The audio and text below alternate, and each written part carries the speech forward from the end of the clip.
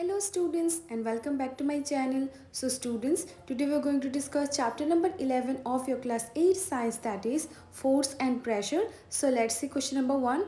Give two examples each of situations in which you push or pull to change the state of motion of object. तो यहाँ पे आपको दो term दिख रहा होगा, push और pull.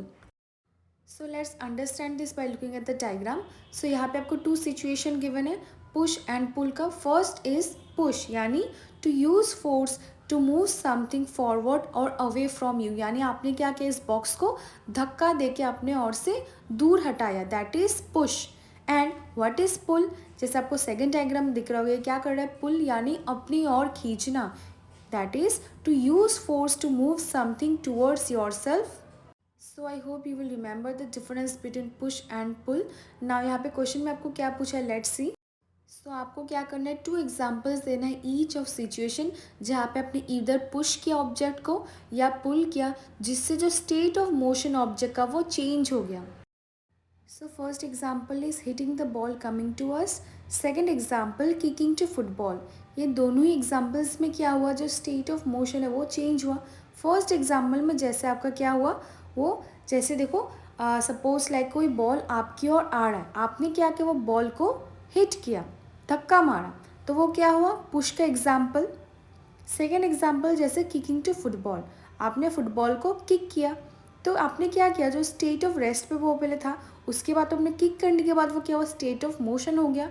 तो इसमें क्या हुआ, जो स्टेट ऑफ मोशन है वो चेंज हो गया. You can also add few more points of push and pull, like pushing the trolley, pushing off the car when it breaks down, then pulling the curtain, dragging the box. ये सब क्या है आपका push and pull का कुछ examples. So next is a question number 2. Give two examples of situations in which applied force causes a change in the shape of an object. तो आपको any two examples देना कोई भी situation के जहाँ पे अगर कोई फोर्स अप्लाई किया जाए कोई ऑब्जेक्ट में, तो उस ऑब्जेक्ट का जो शेप है वो चेंज हो जाता है. सो first example is stretching A rubber belt. जब रबर बेल्ट को स्ट्रेच किया जाता है, दैट इज़ फोर्स अप्लाई किया जाता है, देन क्या होता है, उसका जो ऑब्जेक्ट का जो शेप है उसमें चेंजेस आता है. Then second example is reshaping clay to make toys. हम लोग जब प्रेस करते क्ले को, then what happens, its shape is change. तो ये भी आपका एक और एग्जाम्पल है. आपको इसके अलावा और भी कुछ एग्जाम्पल्स होने से आपको कमेंट बॉक्स में उसको बोलना है. Okay, so next is a question number 3. Fill in the blanks in the following statements. First part, to draw water from a well, we have to dash at the rope. तो यहाँ पे आपको बोलना है वेदर ये पुल होगा या push होगा. तो ये आपका वेल. ना हम लोग जो इससे वाटर को ड्रॉ करते हैं, देन जो रोप है उसको हम लोग क्या करते हैं, पुल करते हैं. So what exactly pull means, to move something towards our self by using force. यहाँ पे हमने क्या किया, ड्रॉ किया वाटर को वेल से अपनी ओर खींचा. Part B, a charged body dash an uncharged body towards it. अगर आपको कॉन्सेप्ट क्लियर है, then you can easily answer any kind of question. जो कोई भी आपको क्वेश्चन घुमा के दे दे एग्जाम में. यहाँ पे देखो आपको क्या बोला है, a charged body dash an uncharged body, यानी अनलाइक चार्जेस का यहाँ पे बात हो रहा है. नाउ कॉन्सेप्ट क्या है, like charges repel each other and unlike charges attract each other. Since यहाँ पे आपको बोला है charge body dash uncharged body, तो यहाँ पे क्या होगा, two unlike charges that is attracts each other. Part C, to move a loaded trolley we have to dash it. एक लोडेड ट्रॉली को मूव करने के लिए हमें क्या करना पड़ेगा, we have to push the trolley. सो यहाँ पे you will write push. Last one, the north pole of a magnet dash the north pole of another magnet. तो यहाँ पे आपको दोनों ही दिख रहा होगा, लाइक चार्जेस है, तो we know that like charges repel each other. So next is the question number 4. An archer stretches her bow while taking aim at the target. She then releases the arrow, which begins to move towards the target. Based on this information, fill up the gaps in the following statement using the following terms. First is muscular, contact, non-contact, gravity, friction, shape and attraction. सो यहाँ पे आपको एक term दिख रहा होगा, Archer. सो Archer का मतलब क्या होता है, a person who shoots arrows from a bow, उनको बोला जाता है आर्चर. तो यहाँ पे देखो आपको क्या सिचुएशन गिवन है। आर्चर ने क्या किया, बो को स्ट्रेच किया यानी अपनी ओर पुल किया while taking aim at the target. ठीक है, टारगेट को एम करने के लिए उन्होंने क्या किया, आर्चर ने क्या किया, बो को स्ट्रेच किया। सेकेंड देखो क्या लाइन है, she then release is the arrow.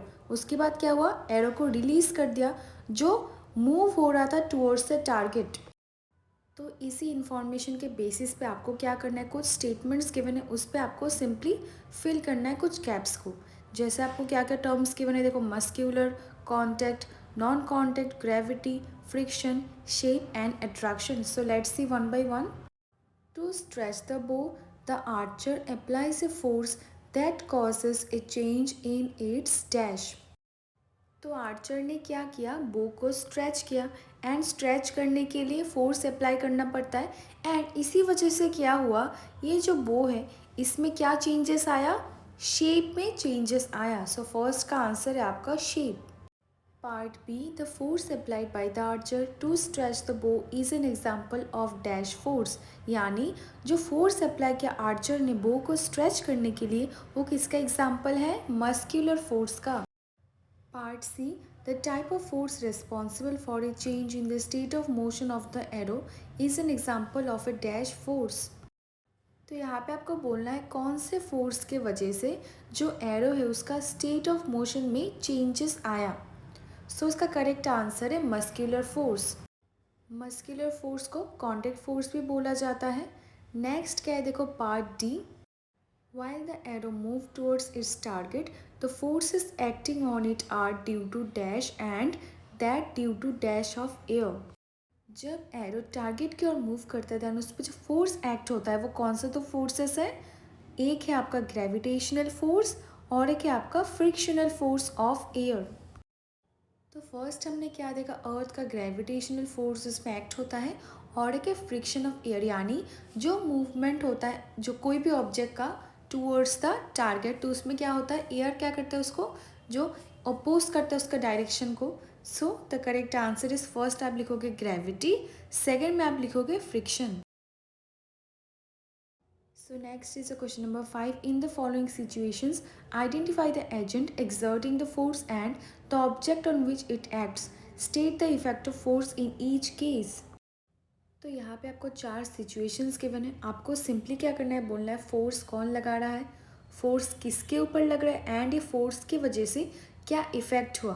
So question समझ गए। Now let's see first situation, squeezing a piece of lemon between the fingers to extract its juice.